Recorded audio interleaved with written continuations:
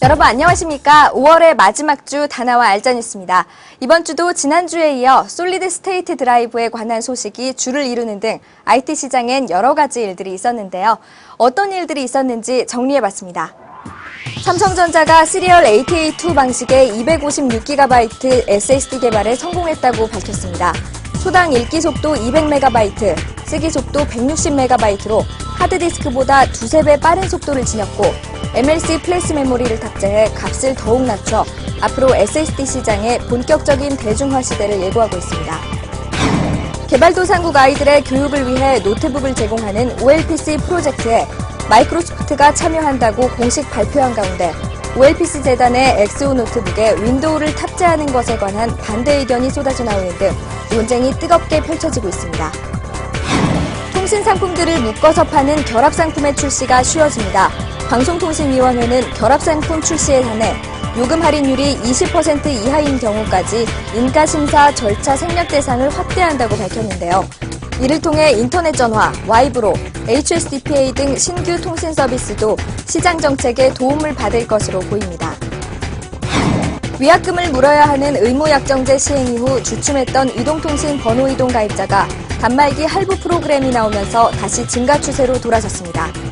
업계 관계자는 가입자들이 위약금이 있는 의무약정제에 대해 거부감을 갖고 있어 단말기 할부 프로그램 쪽으로 몰리고 있다며 자칫 보조금 경쟁이 재현될 가능성도 없지 않다고 말했습니다. 미국 휴대폰 제조회사가 만원짜리 휴대폰 안티 아이폰을 출시했습니다. 4시간 연속 통화가 가능하며 화려한 기능 대신 실용성을 강조해 사용하기 편하다는 것이 특징인데요.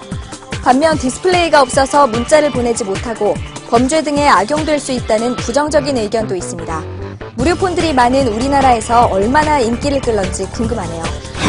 삼성전자는 지난 22일 필리핀 삼성 ODD 공장에서 기자 간담회를 갖고 블루레이의 수요가 본격적으로 늘어날 것으로 생각되는 2010년부터 블루레이 제품이 자사의 주력 상품이 될 것이라고 전했습니다.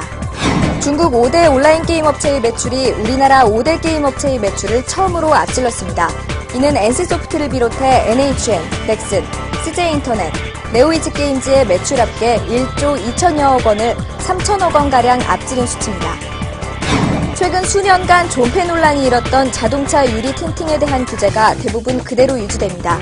자동차 앞면창과 운전석 좌우창에 대한 과시광선 투과율 규제는 유지되고 승용차 뒷면창에 대한 규제는 폐지됩니다.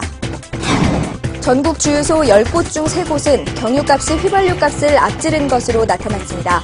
특히 강릉시는 무려 77%의 주유소에서 이런 현상이 빚어졌고 서울시는 20%로 집계됐습니다. 하루가 다르게 치솟고 있는 국제유가가 130달러를 넘어선 지 오래고 국내 휘발유, 경유가도 평균 1,900원대에 육박하고 있습니다. 걸어다니는 인터넷이라는 장점을 내세워 인기몰이 중인 풀 터치스크린 지원 휴대폰들이 각종 버그로 소비자들의 원성을 사고 있습니다. 얼마 전 삼성 햅틱폰에 관한 문제가 부각된 데 이어 최근엔 LG전자의 터치웨폰이 말썽인데요. LG텔레콤의 오즈를 이용할 때나 문자메시지 입력 도중 단말기가 다운되거나 리부팅되는 현상이 대표적입니다. 이에 대해 소비자들은 고가의 휴대전화를 구입하면서도 베타 테스터가 된 듯한 모습이 상당히 불만이라는 의견입니다. 단말기 출시 전 제조사 측에 보다 꼼꼼한 사전 테스트가 필요한 것으로 보입니다. 벌써부터 슬슬 더워지는 날씨에 여름 상품에 대한 관심이 꾸준히 늘어가고 있는데요. 이 중에서도 으뜸은 에어컨이 아닐런지요. 이 시간에는 최근 에어컨의 추세와 구매 방법을 알아보겠습니다.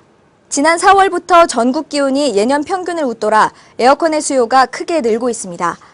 요즘 추세가 거실이나 주방 외에 개인 생활 공간을 위한 세컨드 가전을 구매하는 트렌드가 보편화되면서 에어컨 시장에도 2인원이나 3인원의 멀티형 에어컨이 인기를 끌고 있는데요.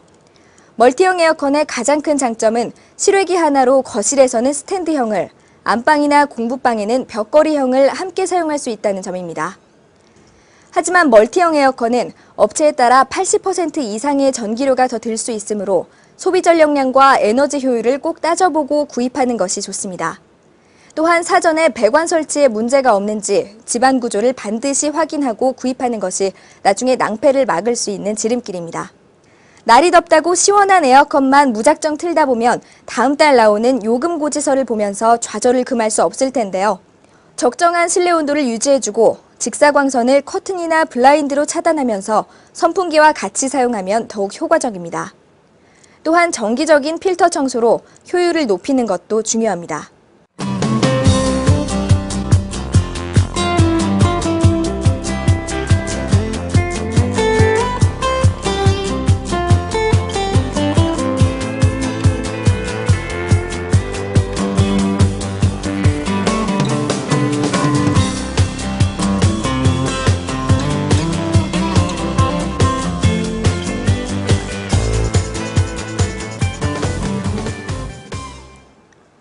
요즘 뉴스에 톱 기사로 오르내리는 단어 중 하나가 촛불이 아닐까요? 타지 않는 촛불은 아무 의미가 없다고 합니다. 시내 곳곳에서 불타고 있는 촛불의 의미는 무엇일까요? 5월 마지막 알짜 뉴스는 여기까지고요. 6월 첫 주에 다시 뵙겠습니다.